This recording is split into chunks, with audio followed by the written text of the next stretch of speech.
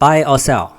The market doesn't move much. Suddenly there is a bull bar with this body in the middle with a longer tail at the bottom.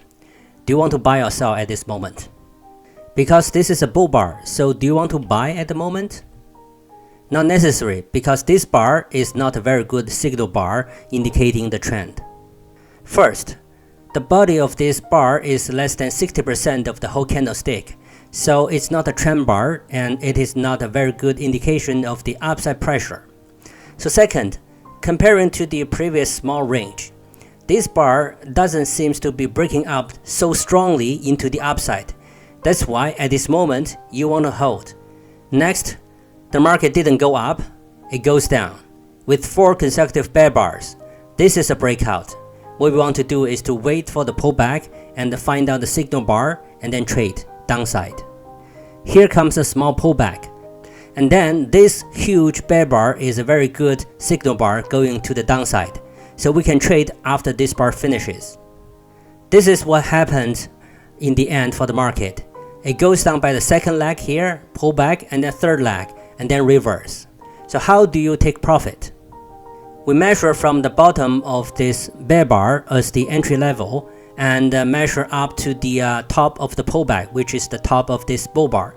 So here is the risk, and then here is your break-even point. In between, this is your risk, so you can measure down for scalping. If you measure one time, you can see this is the level you want to take your profit as one time of the risk. And then measure down again, this is the 2 time of risk. So if you take profit between 1 time and 2 time, that is scalping.